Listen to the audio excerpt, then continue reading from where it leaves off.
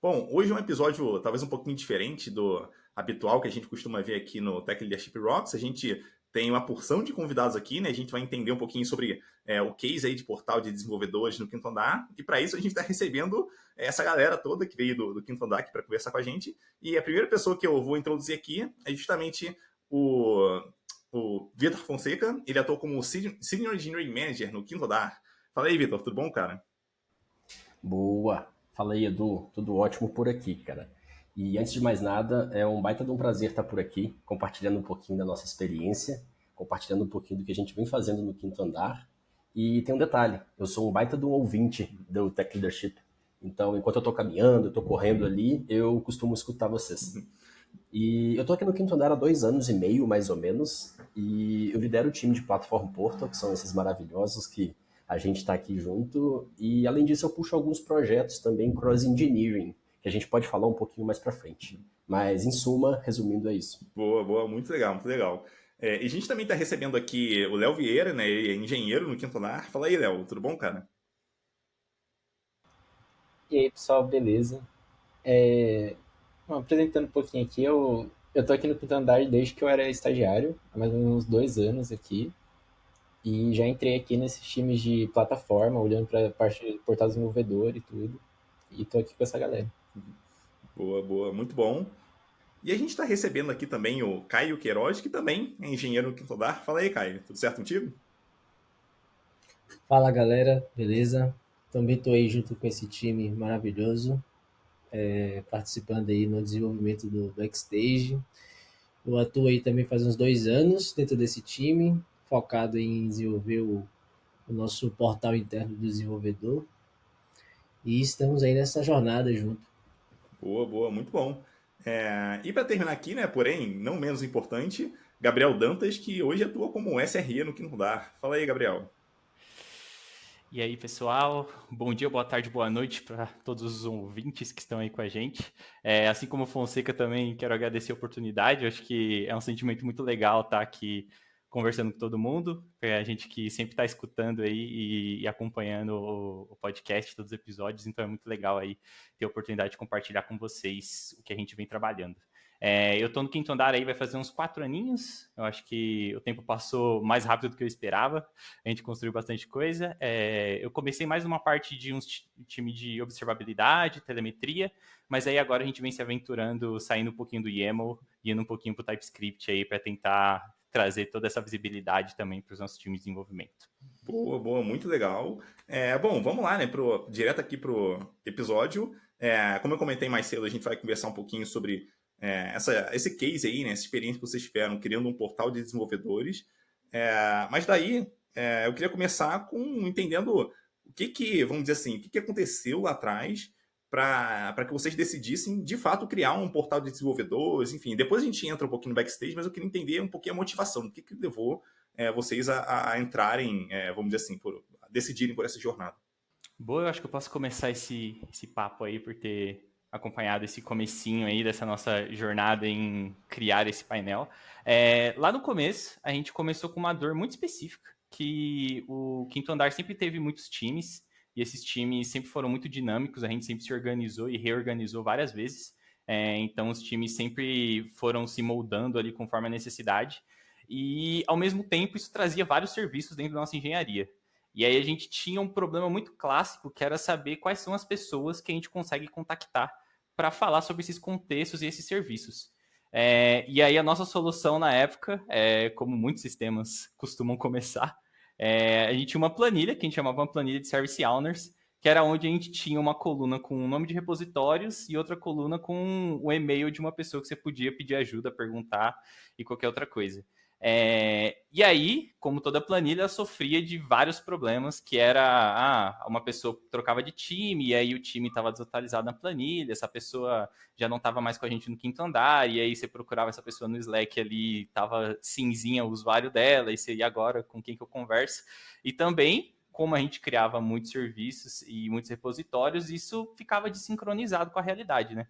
A gente não tinha como ter um processo de automaticamente ali atualizar os repositórios que estavam nessa planilha. E aí ia todo manual, né? E a gente começou a ter esse problema, principalmente porque a gente foi sentindo essa dor, e eu, como também comecei a participar da rotina de plantonista, era uma coisa bem latente, assim, de tipo, putz, tem um serviço ali, tô com um alarme, eu vou pedir ajuda para alguém, não consigo achar essa pessoa, ou tá desatualizada a informação. E a gente foi em busca de tentar ter alguma forma de mostrar esses dados de forma um pouco mais atualizada. E aí a gente pensou, putz, como toda a galera de DevOps SRE, né, sempre dá para resolver alguma coisa com um pouquinho de YAML e Bash ali, a gente pensou em colocar um arquivinho que a gente chama de checklist.yaml ali nos nossos repositórios, que tivesse essas informações de qual é o time que é dono desse serviço, qual é a tribo, a squad, e também o e-mail do Service Owner. E a gente criou a nossa primeira versão desse portal foi usando MKDocs. Então a gente meio que lia todos os arquivos ali e conseguia mostrar nessa paginazinha com Markdown ali. Então foi a primeira versão que a gente teve, assim. Tem mais detalhes de como essa coisa funciona, assim. A gente tem um outro material que a gente produziu aí, que a gente coloca para vocês, que tem um pouquinho mais de detalhe de como que a gente construiu essas coisas.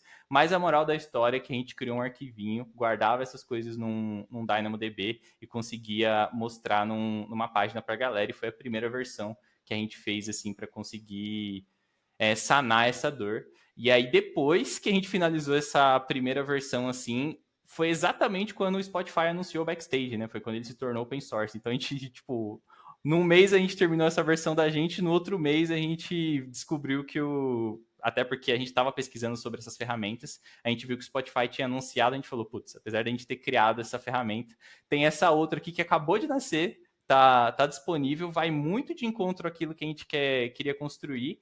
A gente esperou um pouquinho para usar ela, essa versão com o MKDocs que eu falei, ela viveu um tempinho assim na nossa mão, a gente entendeu como que era, melhorou algumas coisas, mas aí logo em seguida teve um time, que aí começa a entrar o Caio e o Léo na história, que foi quando eles chegaram, e a gente pensou, putz, vamos tentar substituir esse nosso MKDocs, usar os mesmos dados, mas tentar popular o catálogo do Backstage com essas informações. Então acho que esse foi o começo, assim, que fez a gente começar a se preocupar com esse portal para encontrar informações, principalmente para matar a planilha de Service Owners e a galera, todo mundo da engenharia conseguir encontrar os times de cada microserviço.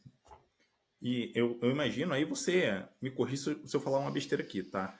Mas isso, vamos dizer assim, a dificuldade ela surgia muito, eu imagino que pela quantidade de times ou de squads que vocês tinham ali, né, de pessoas. Porque, pensando talvez uma startup, tem 2, 3, 4, 5 equipes, talvez isso não seja tão necessário, mas agora, uma empresa do tamanho do Sim. Quinto Andar, isso acaba virando mandatório ali.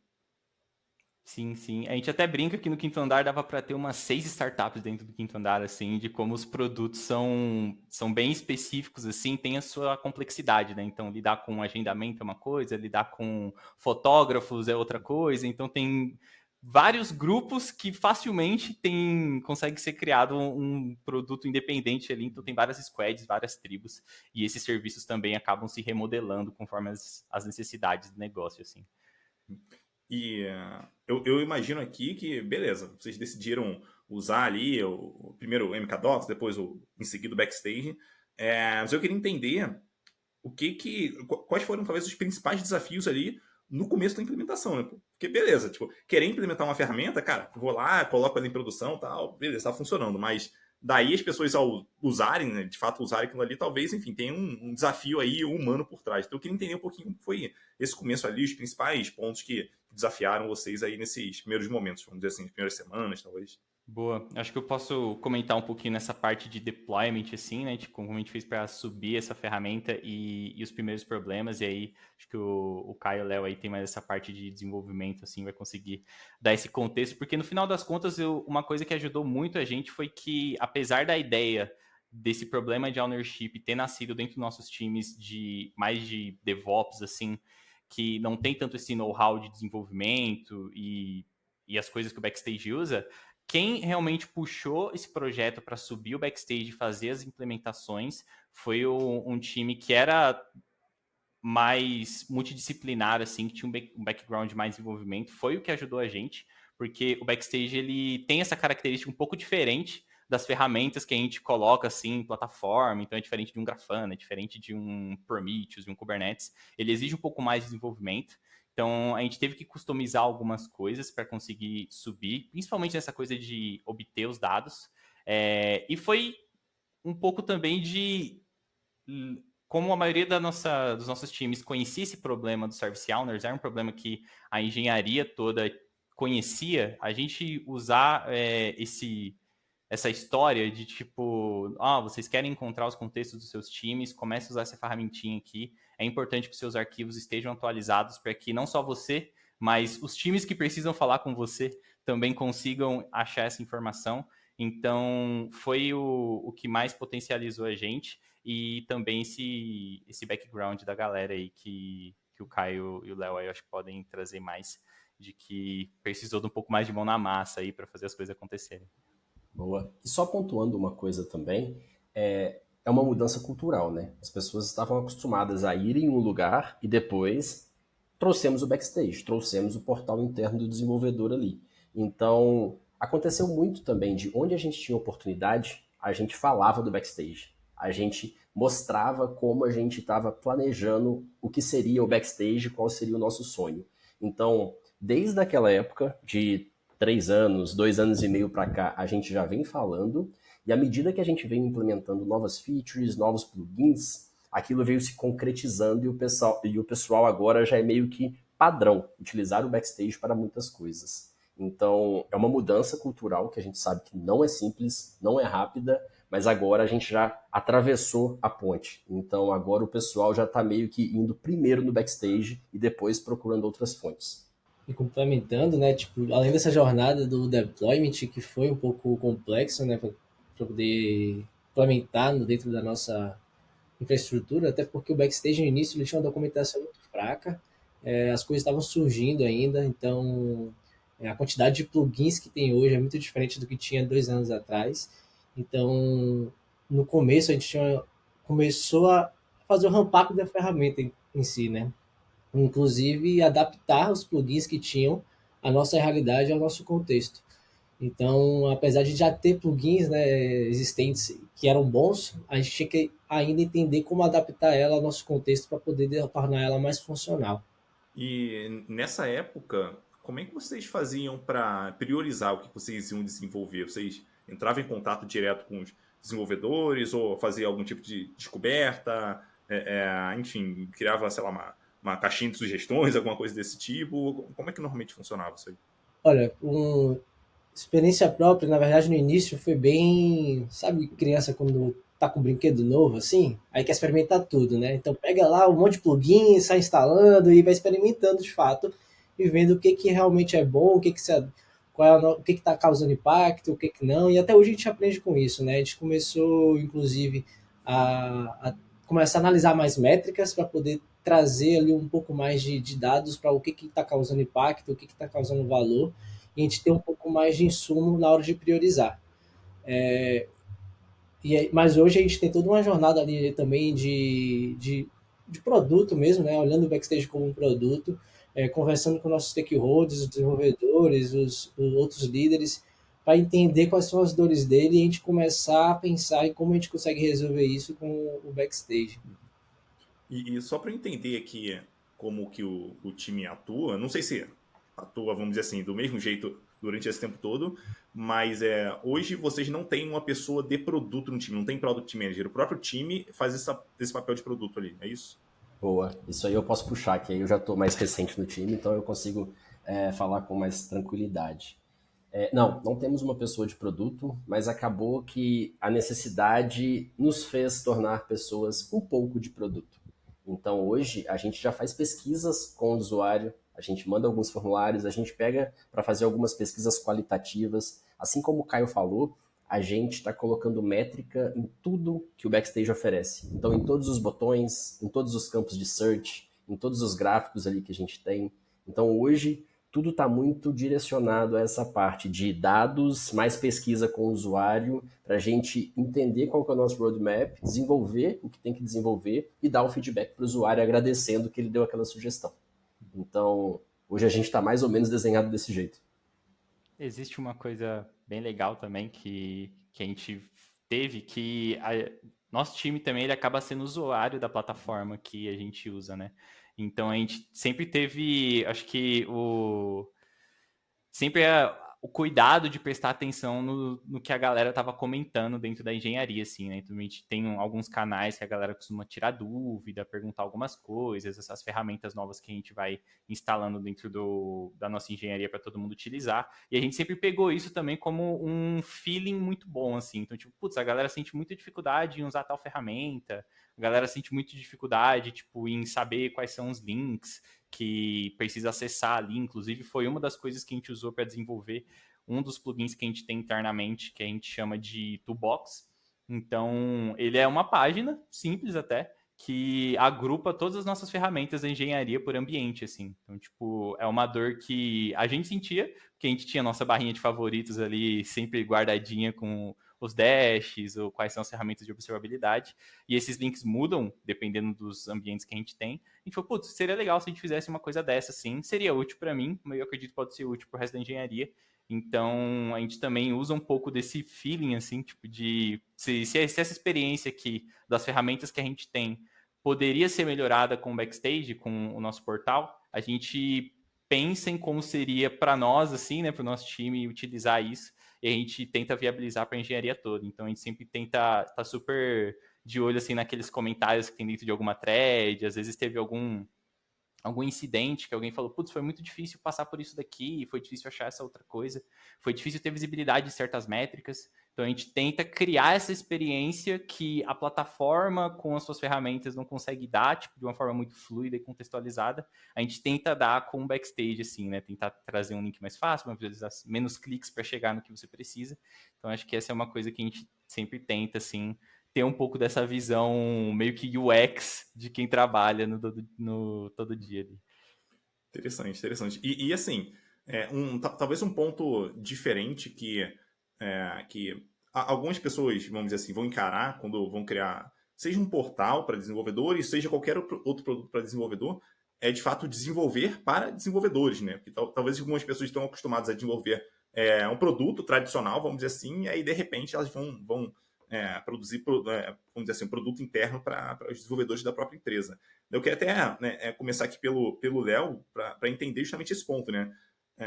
Talvez quais são os principais desafios ali que você encarou, que você enxergou quando você começou a desenvolver para outros desenvolvedores dentro da empresa. Assim, teve alguma coisa muito diferente em relação a desenvolvimento de produtos para o cliente final, vamos dizer assim? Olha, eu acho que o que é um pouquinho difícil que a gente vê é como que a gente chama a atenção do desenvolvedor pro backstage. Porque dentro do Quinto Andar a gente já tem várias ferramentas que resolvem alguns problemas, tipo Grafana, alguma coisa assim. Pode ter um dash, alguns dados no Grafana. E às vezes a gente quer sumarizar algumas coisas no backstage, quer deixar um pouquinho mais fácil e a gente precisa chamar atenção pro backstage para gerar essa adoção. Então acho que a maior dificuldade que a gente tem às vezes é de mostrar para o desenvolvedor que aquilo é legal, que a gente conseguir medir e mostrar quão eficiente é ele olhar para o backstage ali, ele manter isso na sua rotina, sabe? Entendi, entendi. E um outro ponto que eu queria entender de vocês é o seguinte: beleza, Backstage é uma super ferramenta e tal, a gente pode até falar mais sobre ele mais pra frente, mas antes de entrar no Backstage especificamente, eu queria entender o porquê do Backstage. Porque imagino que hoje outras ferramentas possam ser usadas. Inclusive, vocês começaram com, vamos dizer assim, com a planilha, depois vocês passaram ali para o MKTalks, que não durou muito tempo, depois Backstage. Mas hoje, assim, tipo, por que Backstage? Por que não uma outra ferramenta? Talvez uma ferramenta até mais simples que Backstage, que não dependa tanto de desenvolvimento. Eu acho que o Backstage ele veio com muita força primeiro pelo nome Spotify. Então, eles já entregaram uma plataforma, digamos que bastante madura perante o que existia na comunidade de maneira gratuita, de maneira open source. Então, isso foi um up, foi um plus ali que a gente percebeu. E além disso, existe muita contribuição em cima do Backstage. A gente mesmo costuma contribuir com um ou dois plugins ali e um spoiler. Talvez a gente vai lançar nosso próprio plugin aí para contribuir. Já que a gente está pegando isso da comunidade, a gente quer devolver. Então, resumindo tudo, eu acho que é mais isso. O nome que o Spotify traz, a maturidade que ele trouxe à plataforma e a comunidade como que está engajada em cima do próprio Backstage. E claro, gratuito, né? Então isso é bem interessante pra gente. Não, eu só ia comentar que acho que encaixou muito bem também com a engine que a gente já estava criando, né, antes do Backstage surgir, e a gente conseguiu aproveitar ela para poder até fazer a construção do nosso catálogo. Então, encaixou muito bem, né? A forma que o Backstage pensou e a forma que a gente também já estava construindo do nosso lado, então a gente aproveitou algumas coisas e conseguiu construir uma arquitetura em volta do Backstage.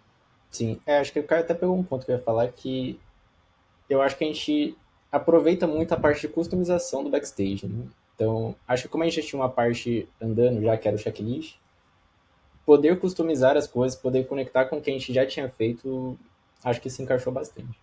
Eu não estava aqui quando teve essa escolha, né? Mas já peguei o backstage andando, mas eu acho que essa customização é uma coisa que a gente aproveita até hoje, então... Mas a gente tem que pensar que, acho que como qualquer ferramenta, em algum momento a gente pode pensar em mudar também, né? Não que seja simples. Não estou falando que é simples fazer essa mudança. Imagino que não, né? Pelo tanto que já foi caminhado, imagino que seja bem complexo. Mas ainda assim, enfim, deve existir um bom motivo, imagina, para continuar, né? Acho que está bem respondido aqui, inclusive. E hoje, aí entrando um pouquinho mais no backstage em si, talvez quais são ali as principais funcionalidades que vocês enxergam nele e que para vocês assim, putz, cara, isso aqui, sem isso a gente não consegue viver mais, sabe? Tem algum ponto assim que puxa um pouco mais para vocês? Boa. Deixa eu começar, porque eu gosto muito de falar dessa parte. Mas enfim, o catálogo de software ele já ajuda bastante, né? Porque a página de serviço, por exemplo, traz uma série de informações. Então, traz, por exemplo, informação de quem é dono, traz, por exemplo, informação de qual canal que a gente consegue encontrar aquelas pessoas, traz, por exemplo, qual que é o tier, né? Qual que é a criticidade daquele tipo de serviço, e mais uma série de informações. E além disso, a gente deu uma turbinada no nosso catálogo de software. A gente também está importando alguns recursos da cloud que a gente usa. Então, a gente conseguiu até, inclusive, linkar quais são os serviços que a gente tem dentro do Quinto Andar com esses recursos da cloud. E aí fica simples, por exemplo, do engenheiro bater o olho naquela página de serviço ali e entender quais são os relacionamentos que aquele serviço tem. É com um banco de dados X, é com uma fila Y, é com um tópico tal. Então isso ajuda bastante a dar visibilidade ali, que eu acho que é um dos papéis fundamentais do Backstage. E aí, falando só de mais um recurso, depois eu abro para outros recursos para o pessoal falar, software template. Então é um baita de um recurso legal, que são basicamente formulários, e aí é front-end mesmo, é página, que o pessoal começa a preencher alguns campos, e aí a gente consegue criar, por exemplo, recursos na cloud.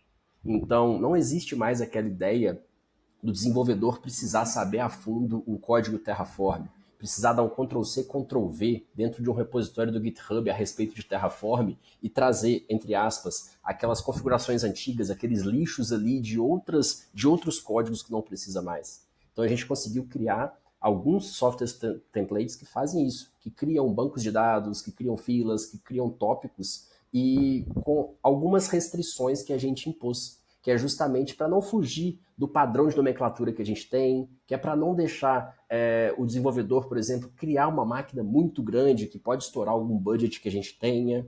Então, uma série de coisas a gente conseguiu cercar através do software template.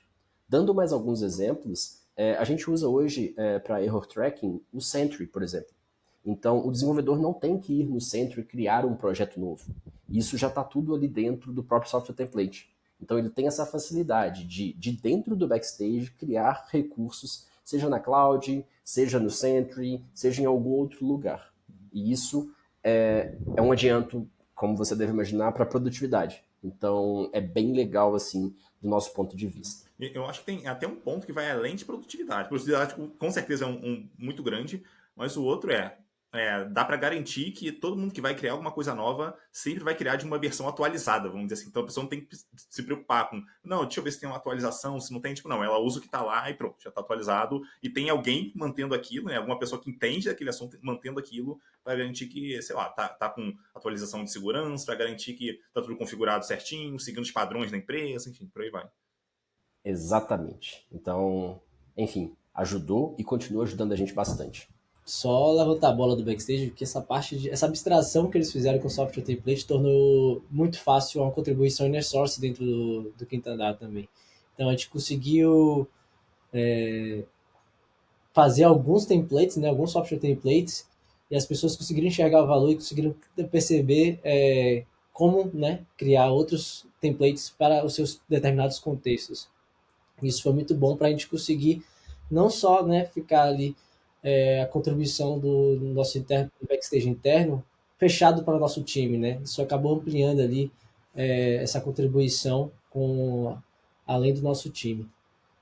Cara, se a gente for falar aqui de vários features que o backstage trouxe com valor, é difícil. Eu daria aí essas duas que o Fonseca falou, né? Acho que em primeiro lugar o catálogo e o software template, que são core.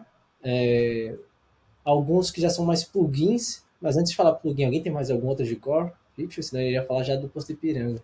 A gente tem a gente, não sei se a gente comentou, né, o do Não sei TechDocs. O se- TechDocs ele veio num momento muito oportuno, assim, dentro da nossa engenharia. A gente estava migrando de ferramentas de documentação, e documentação é sempre um problema super complexo, né, tipo, dentro das organizações.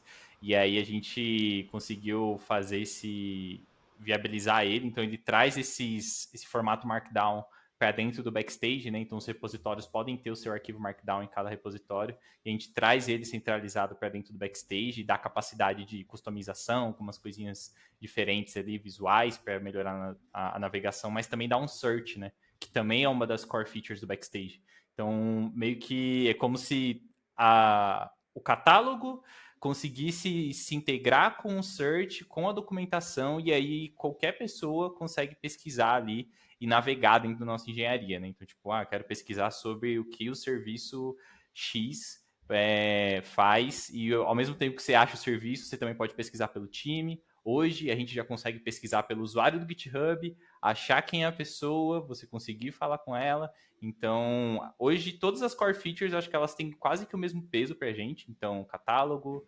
TechDocs, software template, search. Acho que as core features do Backstage elas dão essa espinha dorsal pro portal como um todo e viabilizam todo o resto, né? Então, tipo, as outras são plugins que são mais independentes, né? Que a gente instalou. Inclusive o Q&A que o Caio comentou, ele virou o nosso Stack Overflow interno, assim, né? Então, tipo, ele tem essa... Inclusive, é um dos que vem deixando a gente mais feliz, assim, porque foi um dos mais recentes. Então, a gente vê o engajamento aumentando por conta dele, assim. Então, as pessoas fazem pergunta dentro do backstage, respondem, mandam lá no nosso Google Chat. Galera, fiz a pergunta aqui, manda o link do backstage. Tem como alguém me ajudar, tal. E a gente vem pensando em formas de incentivar o uso. Então, esse Q&A é um plugin que também é open source, é tranquilo de achar ele lá no Marketplace do Backstage. Ele também ajudou muito a gente para melhorar essa comunicação interna. Eu acho que também tem algumas coisas que a gente desenvolveu que traz mais visibilidade de algumas coisas. Então, tem o nosso time de segurança trouxe algumas informações para dentro do Backstage com existe todo um mecanismo ali que eu acho que também tem um blog no Medium do Quinto Andar, que traz ali quais são as vulnerabilidades, quais são tipo um score de segurança para cada serviço, e essas coisas estão no backstage também, né? Então você tem uma paginazinha ali que resume sobre vulnerabilidades, algum Git leaks ali. Então essas coisas também trazem visibilidade, é um plugin que a gente desenvolveu internamente, né? Então esse cara também é bem legal. Show de bola. E aí, puxando um gancho também, recentemente a gente colocou o Tech Radar. Então, a gente criou um radar ali com as ferramentas que a gente aprova para utilização, com as ferramentas, frameworks e outras coisas que a gente vem testando, e umas que a gente pede para evitarem. Então, esse radar é muito bom, não só para new hires, né, não só para novas contratações, mas também para quem já está ali há algum tempo, justamente para guiar qual que é o tipo de solução que a pessoa vai propor através de uma RFC ou alguma coisa do tipo. Então, de novo, a gente está levando as pessoas para dentro do backstage. E um negócio que eu tô percebendo aqui, aí a percepção pode ser errada, tá? Eu queria até ouvir um pouquinho de vocês, que é o seguinte: pelo que vocês tinham lá no começo, comparado com o que vocês têm hoje, talvez vocês hoje tenham muito mais do que vocês imaginavam que era possível fazer lá no começo, né? Lá com o MKDocs, vamos dizer assim. Então, as necessidades elas foram aparecendo ali, em algum momento, cara, vocês foram criando e dando, vamos dizer assim, ferramentas para os desenvolvedores. Tipo, meio que a ferramenta tornou capaz, né, de vocês fazerem tantas entregas assim de valor. O caminho foi esse mesmo? Foi mais ou menos por aí? Foi sim. E tem um detalhe, Edu. A gente vem pensando em algumas coisas, vem desenhando, literalmente desenhando algumas coisas, e tem muita novidade legal vindo, sabe? Então a gente está seguindo sempre esse fluxo. A gente está implementando coisas, coletando feedback, tentando refinar alguma coisa, implementando mais coisas. Sempre nessa linha e olhando muito para a experiência do desenvolvedor. Então a gente vê o que está doendo, pergunta para os líderes, pergunta para os próprios desenvolvedores, daí a gente entende a viabilidade de se fazer ou não aquela coisa naquele momento, e aí a gente pega para fazer. Interessante, interessante. E ainda falando aqui sobre backstage, que assim, hoje a gente tem que pensar aqui. No caso de vocês têm uma equipe por trás mantendo, criando plugins, enfim, evoluindo a ferramenta para, vamos dizer assim, outros times usarem. Aí a dúvida que eu fico aqui para quem hoje, aí na opinião de vocês, mas para quem hoje pensa em usar backstage, mas talvez não vá ter recursos para colocar, vamos dizer assim, ali para pessoas para atuarem, vamos dizer assim, criando plugins e evoluindo backstage, vocês acham que pode valer a pena? Pode ser um tiro que vai sair pela culatra ali, que vai atrapalhar mais do que ajudar? Enfim, como é que vocês enxergam isso? Eu tenho certeza que os meninos que estão mais na parte técnica, mais perto do código, vão falar melhor que eu, mas eu acredito que sim, que vale a pena, mesmo uma empresa que não tenha time específico para backstage, que tire algumas horas de algum desenvolvedor que tenha interesse em montar, em evoluir esse portal, porque algumas coisas já são plug and play. Então, ele consegue instalar, vai passar um pouco de dificuldade, sim, mas vai sair do outro lado. E aí, essa primeira parte do software, do catálogo de software, isso parece para mim que é meio plug and play, e ele vai conseguir também gerar algum valor já através desse catálogo. Eu gosto também de pensar que existe até alguns materiais do Spotify que a gente estudou, assim, que eles meio que dão algumas dicas, né, para quem quer começar a usar esse tipo de ferramenta, que acho que cada core feature, ela começa com uma certa dor, né? Então, o catálogo, no nosso caso, era meio de explorar, responder algumas perguntas. O software template, ele traz mais essa coisa de, talvez, se você já quer começar a sua engenharia propagando padrões, criando um paved road ali para que os times já possam ser. É uma forma diferente de pensar para os times de infraestrutura, né? Você já começa meio que entregando as coisas de uma coisa mais formatada, assim, né? Tipo, ó, gente, nós vamos começar com esses serviços aqui, essas são as tecnologias suportadas, então, mesmo que seja 3, 10 times, você já começa com esse padrão e você vai conseguir lidar muito bem quando você tiver 50, 100 times. Então, é um jeito legal de pensar assim, você já criar as coisas de uma forma bem escalada, bem definida, assim. Eu acho que é uma forma legal de você propagar a adoção de algumas coisas. E também tem essas ferramentas que nem o TechDoc, são formas legais. Mesmo que você comece com pouco, você consegue evoluir já, você já começa de uma forma bem pensada, né? Você se antecipa a alguns problemas que muitas outras empresas já passaram e compartilharam, assim, né? Então, acho que claro que quando a empresa é grande, vai ser o impacto acaba sendo maior, assim, né? Vai causar, mais pessoas vão usar. Mas acho que mesmo quando você é pequeno, você consegue extrair bastante valor, assim. E as core features, quando a gente começou, dá para você fazer muita coisa sem precisar de código, assim, né? Claro que o Backstage não faz nada sozinho, você precisa instalar algumas coisas e tudo mais. Não é tudo muito mágico, assim. Mas já dá para fazer bastante coisa com o que existe na comunidade hoje, sem você ter que customizar muito. Tipo, já consegue atender essas coisas que a gente comentou de criar por request Terraform, você faz quase sem nenhuma customização, assim, né? De código mesmo, tipo TypeScript, JavaScript, front-end, você não precisa dessas coisas no começo. Agora que a gente tem algumas necessidades mais específicas de certos tipos de aplicações, tem algumas visualizações, alguns times, então quando fica nesse nível precisa de um pouco mais de customização, mas dá para tipo começar com uma versão assim do catálogo e software template, assim, eu acho que com uma certa facilidade, assim, até com os exemplos que a gente tem hoje. A gente sofria muito no começo porque a gente não tinha referência, né? Tipo, qual que é uma página legal? Como que a gente dá o nome das coisas? Qual que vai ser a organização do catálogo? Hoje, tipo, tem bastante material, bastante talk. Claro que não tanto que nem outras ferramentas, mas eu acho que já tem referências boas, assim, para conseguir construir coisas para times menores, assim. Boa. Inclusive, Gabriel, amanhã que é o dia do aniversário do nosso backstage, não é?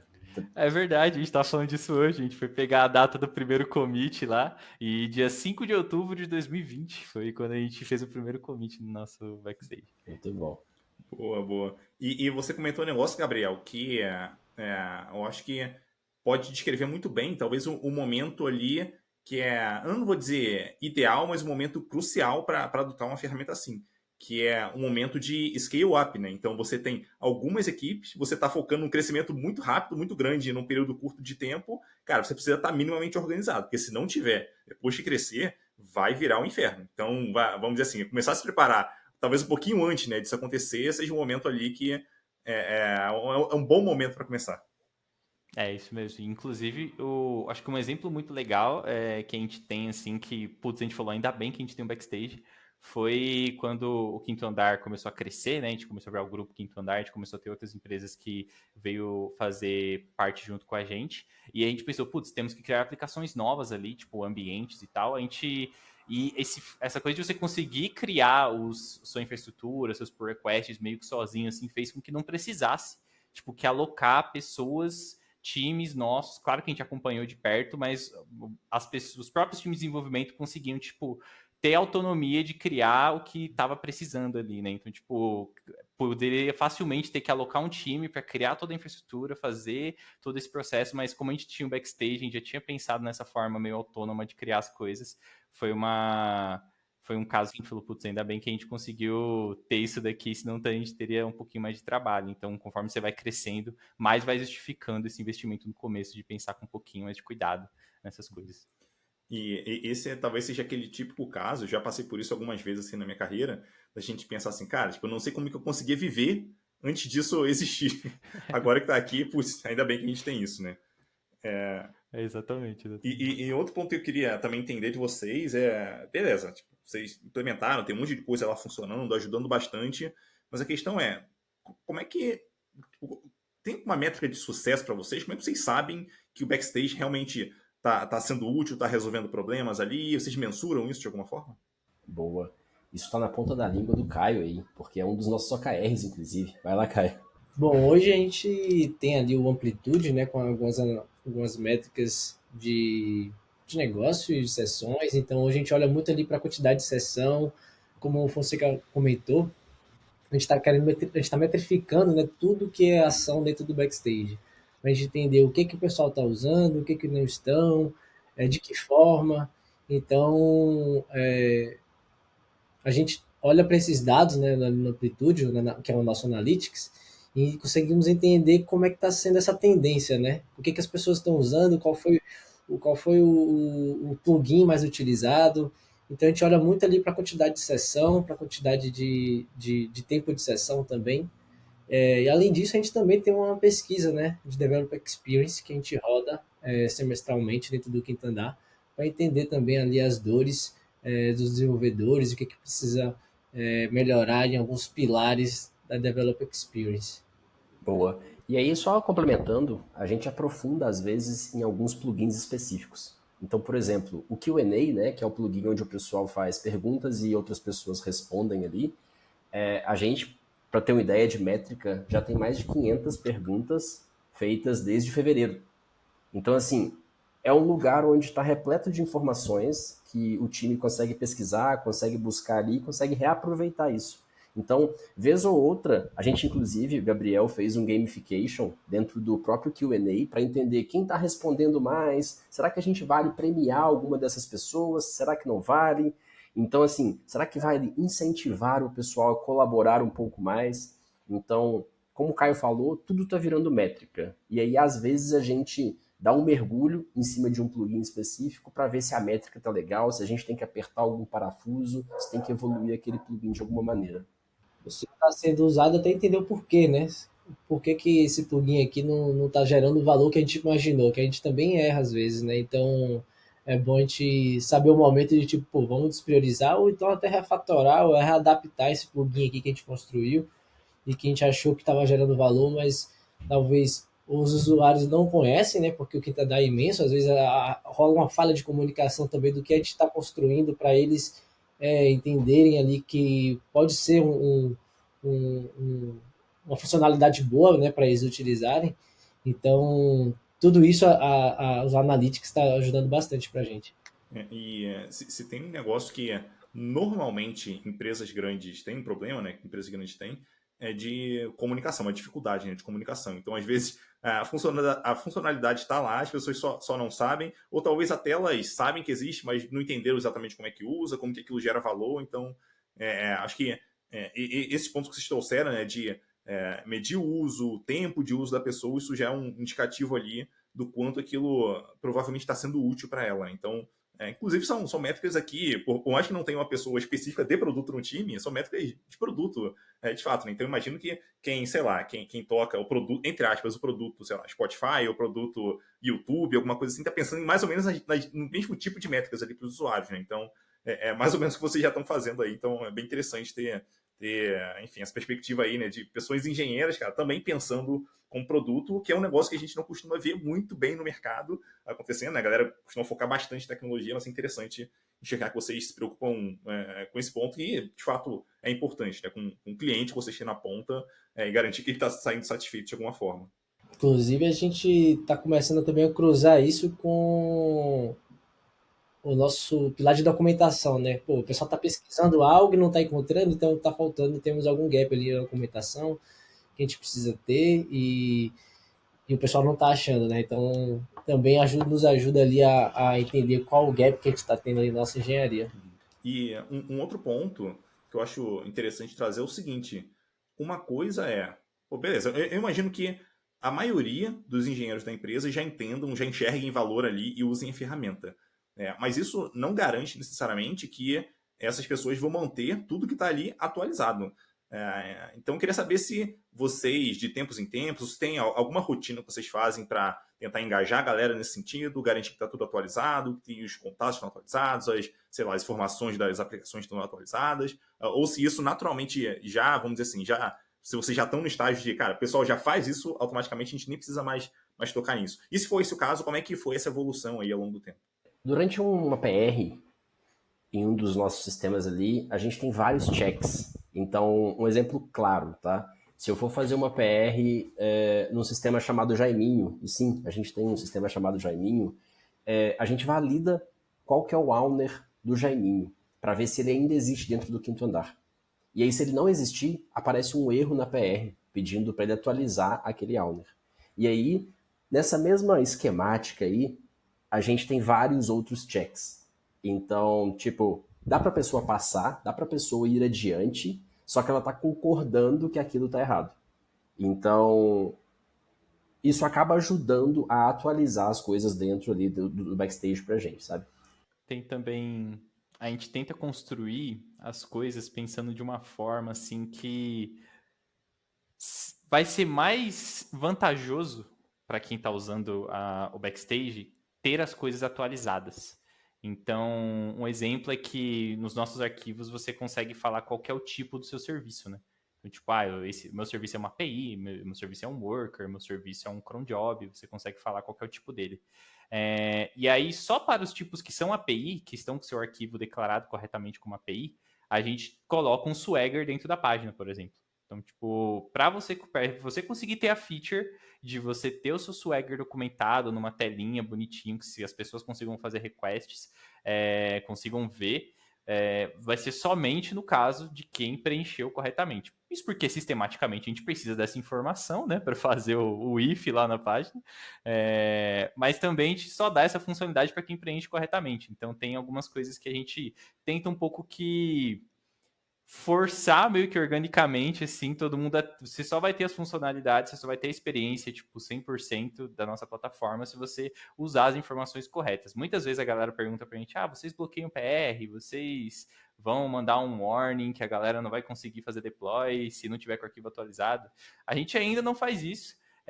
A gente tenta ir mais por esse caminho de tem os comentários lá no pull request, o spamzinho lá, que vai ficar sempre mandando no meio da sua discussão lá, enquanto você não resolver, a gente vai ficar spamando seu pull request.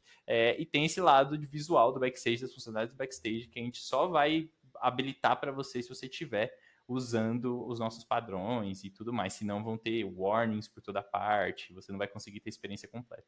E, cara, isso é genial, assim. Vou explicar o que eu tô querendo dizer. Tem um livro, que eu não vou lembrar o título do livro agora, mas eu vou deixar nas notas de podcast, então quem estiver ouvindo aí vai conseguir acessar lá, mas que ele fala justamente sobre isso, né? Assim, em resumo, o livro fala sobre como que a gente consegue incentivar as pessoas a caminharem numa certa direção. E um dos pontos que esse livro traz é justamente de tornar o caminho delas mais fácil, mais prazeroso, que é basicamente o que vocês fazem, né? De, tá, beleza, você não é obrigado a fazer isso aqui, que você, entre aspas, deveria fazer, mas se você fizer, olha só o que você ganha com isso. Então, enfim, a pessoa naturalmente se sente encorajada a fazer aquilo e imagino que, estatisticamente, a maior parte das pessoas tende a seguir por esse caminho, né? Que ajuda a manter a ferramenta atualizada, enfim, todos os dados ali atualizados, que é muito, muito interessante. Então, fica de dica aqui, né, para quem, inclusive para quem trabalha com produto, e usar uma técnica que vá nessa linha aí, né, que eu imagino que funcione bastante. E um outro ponto que eu queria entender de vocês é, assim, ao longo desse histórico, quais foram, talvez, os principais resultados positivos, assim, que vocês tiveram com a ferramenta, né? Desde a implementação até, enfim, os dias atuais. Tem algum ponto, assim, que se destaca muito, assim, na visão de vocês, em relação ao resultado, de fato, que ela trouxe? Eu acho que sim. Do que eu lembro, o software template, quando a gente teve um processo, o Gabriel já tocou um pouco nesse assunto, a gente precisou recriar ou criar 150 novas filas, então a gente não precisou ter que criar isso manualmente ou ter que fazer 150 PRs manualmente, a gente conseguiu utilizar o software template ali, mais um pouco de API do Backstage, então isso ajudou bastante, facilitou bastante, evitou erros e economizou bastante trabalho. E além disso também eu vou deixar o Gabriel falar, porque existe um plus, existe a mão dele ali, que cada feature interessante a gente manda um announcement. E daí a gente tem feito recentemente alguns curtos videozinhos para engajar os times de engenharia a assistirem. E aí eu deixo para o Gabriel explicar um pouquinho de App Health, de outras coisas que ele vem criando. Esse é engraçado porque é um dos dilemas que a gente tem, né? Tipo, acho que essa coisa de depois que a gente ficou totalmente essa rotina de home office, a gente pensa em formas de fazer a galera ver o que a gente tá fazendo, né? Tipo, ó, que legal essa tela, tal. Às vezes a gente coloca um textinho, um print, nem sempre é suficiente. E aí a gente fez um testezinho uma vez, que a gente fez um videozinho curto, assim, coisa de, sei lá, 40 segundos. Tipo, com musiquinha de fundo, e tipo, ó, clicando aqui, ó, olha só que legal, você consegue ver novas coisas. E um desses announcements que a gente fez, inclusive, a gente fica olhando muito as reações, né, que nem Slack, os reactions ali da galera, os emojis, e a gente viu que teve bastante adoção, foi esse que a gente chamou de Health Overview, né? A página do Backstage por si só, ela traz mais informações do catálogo, né? Quem é o usuário, quem é essas coisas que a gente já comentou. E a gente trouxe outras informações que fazem parte do dia a dia da galera. Então, por exemplo, qual é o status do seu último build na nossa ferramenta de CI, que no caso é o drone. Como que está o status de todos os seus pods lá, se eles estão healthy ou unhealthy. A gente trouxe cardzinhos na página do Backstage para quando você abrir, você ver se está tudo verde, está tudo bem, mas se um desses caras estiver vermelho, alguma coisa está estranha ou meu Backstage não está configurado da forma correta, né? Alguma coisa ali não está no caminho feliz. E aí só da gente ter feito, que já é visualmente legal, a gente ter feito o videozinho para mostrar essa funcionalidade, foi uma coisa que trouxe bastante engajamento, assim, quando a gente divulgou. E a gente vem fazendo, assim, periodicamente, toda vez que tem features legais, assim, a gente agrupa elas e faz esse videozinho para trazer esse engajamento. E foi, acho que essas features geralmente são coisas que tiveram marcos muito legais com a gente, né? Então, software template, a gente também fez uma coisa, teve esse boom, assim, que trouxe vários acessos. O que a gente falou do Q&A foi um marco para a gente também, porque foi nesse momento que a gente estava migrando de ferramenta, a gente estava saindo do Slack, usando o Google Chat. Então, tipo, como que a gente vai fazer para perguntar? A gente vai perder as informações que estavam lá. E a gente chegou com Q&A assim, falou, galera, vamos usar esse cara aqui agora, porque as informações vão ficar aqui, a gente não vai perder, vai dar para pesquisar. Então, foi também uma coisa que trouxe um impacto legal, assim, tipo, a gente até viu isso refletindo nas nossas métricas. E tem também um outro que é mais que o Backstage viabilizou uma coisa de engenharia que a gente é um assunto que eu acho que merece até um outro fórum assim que a gente chama de Monopoly. É um programa que a gente tem internamente que é mais para saber se as nossas aplicações estão no caminho correto baseado na sua criticidade. Então a gente tem aplicações que você comentou que a gente chama de T0. são as que têm impacto no usuário e gradativamente isso vai abaixando, T1, T2 e T3. E a gente fez toda uma visualização no backstage para conseguir mostrar todas as aplicações que são T0, se elas estão com suas taxas de erro ok, seu availability ok, seus score de segurança. Então, esse foi um cara que também teve um impacto muito grande, porque é uma coisa, como foi um projeto interno nosso, o backstage potencializou a adoção desse projeto, assim, né? Porque como é uma coisa completamente customizada, o backstage possibilitou que a gente criasse uma página que tivesse os tiers, que agrupasse os tiers, agrupasse os times, e a gente montasse uma coisa ali. Então, esse é o tipo de coisa que é até legal, né? Tipo, o porquê ter uma ferramenta que é tão customizada assim, que ela possibilita que programas internos possam ser viabilizados, que é uma coisa tão específica da organização que talvez teria que ser um Dash no Grafana, com um pouco mais ali de mágica por baixo dos panos, mas o backstage consegue trazer isso. Então acho que tem esses, pelo menos que eu lembro assim no histórico, foram grandes highlights assim, né? O software template, o Q&A e o Monopoly. Legal. Só puxando um gancho nessa fala do Gabriel, né? Dentre várias coisas que a gente considera o backstage, a gente entende que ele é meio que um painel de carro, porque ele tem várias luzinhas ali, e se algo tá errado, uma luzinha vermelha vai acender. Então, essa é a analogia que a gente vende internamente no quinto andar. É sempre um painel de carro. Se algo tá diferente ali, se algo acendeu, cara, fica de olho, entende o que tá acontecendo e tenta resolver. Essa das métricas de engenharia realmente foi uma que trouxe bastante valor para a gente, mas eu queria também adicionar outra que sempre passa despercebido, porque já é uma feature out of the box do backstage e a gente só precisou realmente adaptar, assim, tipo, construir, né, que é o OpenAPI. As pessoas, os desenvolvedores acabam utilizando também o backstage para conseguir ver a documentação das APIs que tem no quinto andar. E isso é a melhor forma, assim, para eles terem acesso, né, a essa interface. Interessante. E até, voltando só um pouquinho no que o Gabriel trouxe, aí, de novo aqui, vocês me corrigem se eu falar uma besteira, mas eu imagino que a própria funcionalidade dos templates acaba ajudando com que qualquer novo serviço que os times criem, eles já criem com algum monitoramento mínimo, talvez com alguma definição de SLO ali para ser acompanhado, para saber se a aplicação está, vamos dizer assim, operacional ou não, né? Se ela está ali degradando. Sim, eu acho que um exemplo legal, assim, até para quem está escutando, assim, ver como que as coisas se interligam é que o nosso time de DBRE, né, a galera que cuida dos bancos de dados, eles precisam exatamente disso, né? Quando você cria um banco, a gente precisa subir outros componentes que monitoram esse banco de dados. E aí são repositórios diferentes, configurações diferentes, um é Terraform, outro é um YAML, outro é criar um negócio na AWS para fazer uma interligação ali. E aí a gente consegue fazer esses 3 PRs para quem executa o software template, né? Então eu crio um banco para você num repositório e já te dou um link de um outro repositório que é só você ler ali, ver se está tudo bem, pedir para um time, seu próprio time pode aprovar, tipo, você não precisa necessariamente que o time de banco revise, porque foi o time de banco que desenhou a automação. Então esse tipo de coisa ajudou bastante, assim. Então vem o banco, vem os componentes ali do Prometheus para conseguir monitorar ele e outra coisa ali que é umas lambdas que a gente acaba usando para monitorar. Então, esse é um caso bem legal, assim, e é aquela coisa, tipo, não sabíamos como fazer se não fosse através do backstage hoje. Boa, boa.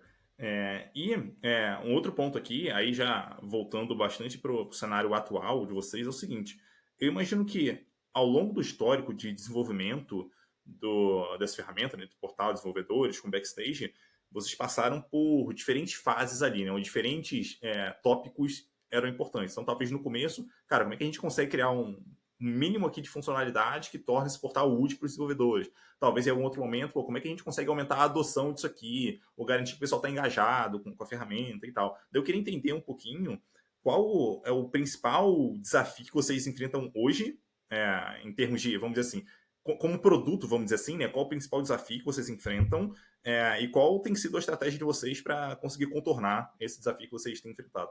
Eu acho que eu posso dar o pontapé inicial aqui. Eu acho que a parte mais difícil hoje é realmente lidar com esse mundo de que a gente sabe que a gente está lidando com um produto interno. E aí, ter essa mentalidade de produto é uma coisa até que complicada para a gente conseguir paralelizar, assim, né? Então, tipo, hoje está muito mais a gente escolher o que realmente faz sentido a gente fazer com o tempo que a gente tem, com o nosso time, com a nossa capacity. Então, hoje o maior desafio é realmente medir, né? A gente mede, sabe, ali tem as métricas, mas a gente tem algumas coisas que são apostas nossas também, né? Tipo, a gente acaba tendo esse pouco, a gente enxerga o backstage, sabe das capacidades dele, escuta os problemas, e aí escolher as coisas certas a se desenvolver e como desenvolver, que traz essa complexidade, vai ser uma tela, vai ser um software template, vai ser uma documentação, esse é um desafio muito grande, assim, que a gente discute muito internamente. Tipo, a gente discute, assim, diversas coisas. Então, vai ser uma tela, de que cor, com que botão, de que tamanho. A gente acaba tendo que pensar nessas coisas, até para não quebrar a experiência que a gente construiu até hoje, manter esse padrão de qualidade. Então, hoje eu diria que, assim, do meu ponto de vista, é muito escolher o que realmente faz sentido, o que é mais promissor até, pro backstage pra gente realmente atacar. E aí, puxando um gancho, né, do que o Gabriel falou, o desafio é entender o maior impacto que a gente vai gerar, com base nos programas, né, nos projetos de engenharia que a gente tem hoje dentro do Quinto Andar. Então, a gente tem vários projetos que são desenhados para todos os times da engenharia fazer. Por exemplo, aumentar a maturidade dos serviços, ajustar uma parte ali de padrão de segurança e por aí vai. Então, o desafio está entender qual projeto que vai gerar mais impacto e como que a gente pode dar visibilidade do andamento desse projeto, dessa maturidade das coisas dentro do backstage. Então, a gente vem sempre conversando com bastante gente, com os PGMs, né, que são os managers ali que organizam esses projetos cross-engineering.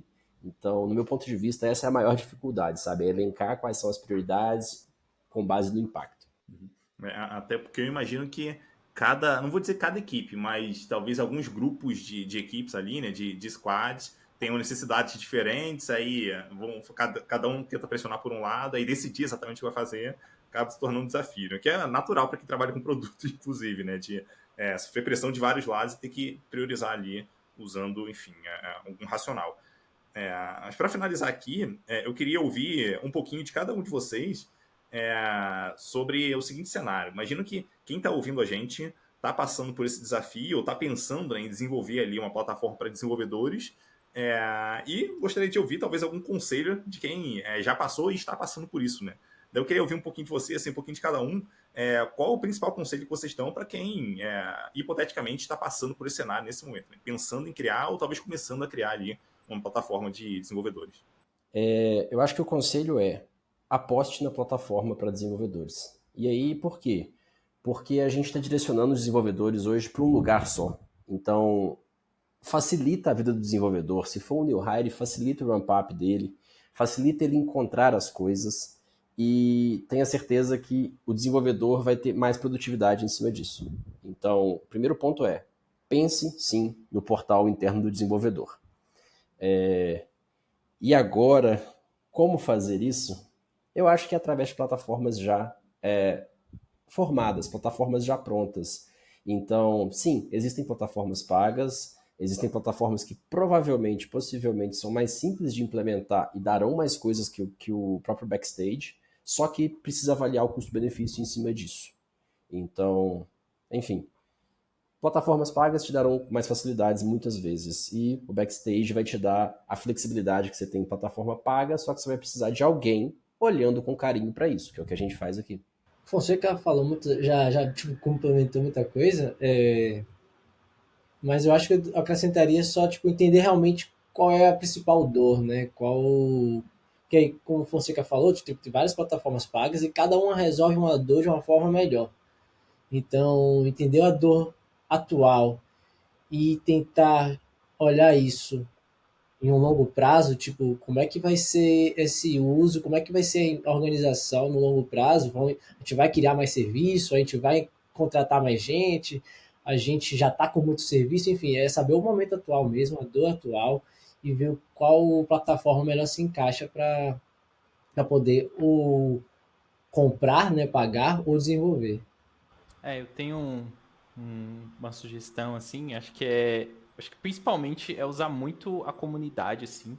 Acho que uma das coisas que fez a gente continuar a querer usar o Backstage é porque a comunidade vem crescendo numa velocidade muito legal, assim, né? Não é à toa que o projeto já faz parte da CNCF, já tem uma quantidade considerada de estrelinhas no GitHub lá, comparado a projetos que a gente acredita de olho fechado, assim, que nem Grafana, Kubernetes, Prometheus. Então, acho que usar da comunidade é uma coisa bem importante. Inclusive, lá no Discord do próprio Backstage oficial, tem lá um Brasil, dá para a gente vira e mexe, tenta ajudar lá na forma como a gente pode. E tem outra coisa que também é legal, acho que todo mundo que vai tentar construir um portal para desenvolvedor é pensar que é uma camada a mais de abstração em tudo aquilo que você faz. Então, quando você cria uma abstração, talvez em coisas que são muito complicadas, então, tipo, talvez a sua plataforma, pensando em infraestrutura como código, monitoramento, tudo que uma plataforma acaba provendo, ele precisa ter um certo padrão para você ter um pouco mais de facilidade de criar o seu portal. Então, para quem está criando essa união, se a plataforma for complexa demais ou não tiver muito bem definida, você vai ter dificuldades em implementar essa abstração nova, esse layer novo. Então, a minha dica é que comece pelo que está mais stable. Então, se de repente você já é maduro em infraestrutura como código, pode pensar no software template ali para potencializar a linha final ali. Se o seu forte é observabilidade, então talvez pense em integrações ali com o catálogo de software com suas funcionalidades de observabilidade. Então, acho que isso ajuda bastante, assim, para, de repente, você não acabar criando mais um problema, mais um trabalho a mais com essa plataforma. Então, escolhe o seu forte, tenta criar esse último step para realmente criar uma experiência fluida. Ou então, caso você não tenha nada, o portal desenvolvedor pode ter sua forma de pensar para implementar o resto. Então, tipo, eu quero já criar infraestrutura como código pensando, assumindo que eu vou ter um software template. Então, eu vou criar módulos de paved road, vou criar, escolher linguagens. Então, se você já tem uma plataforma, escolhe seus pontos fortes. Se você não tem nada, usa o portal desenvolvedor como forma de pensar para poder construir o resto. Então, acho que isso são coisas que talvez a gente gostaria de ter escutado no começo, assim, e a gente compartilha agora. Boa. Além disso tudo aí, eu acho que é muito importante também não olhar só para a visualização das coisas. Porque eu acho que quando a gente bota o backstage lá, a gente pensa muito no catálogo, em ver as coisas acontecendo lá, ver a sua infraestrutura pela plataforma, mas a gente acha que não deu muita atenção no começo para as coisas mais operacionais que a gente podia fazer lá dentro, tipo software templates, coisas que os desenvolvedores conseguissem interagir dentro do backstage também, né? Então, tanto que o Q&A que a gente falou, o source template são coisas que trazem muitos acessos para o backstage e é geralmente depois desses acessos que eles vão continuar navegando pela plataforma. Ô Edu, eu só queria trazer uma cerejinha pro bolo que a gente vem construindo aqui, que é o quê? Não estou falando de backstage, mas de portal do desenvolvedor mesmo. A gente falou muito para desenvolvedor, para desenvolvedor, para desenvolvedor. Só que a gente tem percebido, e a gente está com essa experiência no quinto andar, de que muitas informações foram importadas para o backstage, para o nosso portal do desenvolvedor. E aí a gente trouxe tanta informação que agora a gente está numa fase de sumarizar essas informações e entregar para o líder. Então a gente está criando, e de fato a gente está fazendo isso nesse momento, uma página que a gente está chamando de Insights. E aí o que isso vai trazer? Como a gente já tem todas as informações de serviço, de recursos da AWS e de outras coisas, a gente sumarizou isso tudo e está entregando para ajudar o líder a tomar a decisão dele. Então, o meu time tem 13 serviços. Desses 13 serviços, 8 deles estão unhealthy, 8 deles não estão saudáveis. Então, o que eu preciso fazer? Eu preciso atacar esses problemas aqui primeiro. E aí, a gente está sumarizando também métricas desses projetos de engenharia. Então, é aí que a gente está conseguindo mostrar bastante valor do portal do desenvolvedor, que na real não vai ser só do desenvolvedor, né? Vai ser do desenvolvedor e líder agora, entendeu? Uhum. Acho que é bem interessante esse ponto que você trouxe, Vitor, para a gente finalizar aqui, porque eu imagino que vai acontecer com algumas equipes, com algumas squads, é o seguinte, essas informações vão ser usadas não necessariamente diretamente pela pessoa gestora, pela pessoa líder de equipe, mas ela vai ser usada para levantar uma discussão dentro da própria equipe, para que a própria equipe discuta, né, sobre o que está acontecendo com ela, com os serviços dela naquele momento, e como que ela pode fazer para dar um passo além e melhorar aquilo ali. Então, acho que é um ponto bem interessante para trazer também esse senso de responsabilidade da própria equipe em relação ao que está acontecendo, em vez de ter uma liderança que necessariamente vai puxar isso. Então, muito legal, muito legal. Exatamente, é o famoso ownership que a gente tanto busca. Exatamente. Bom, muito obrigado aqui pela participação, Vitor, Léo, Caio, Gabriel. Curti demais conhecer o case de vocês, né? Entender como o que vocês têm feito aí em relação a portal para desenvolvedores e agora para líderes também, ou para a equipe como um todo. Um abraço para vocês aí, a gente se vê, cara. Um abraço, até mais. Obrigadão, gente. Prazerzão. Obrigado aí. Valeu, valeu. Valeu, pessoal.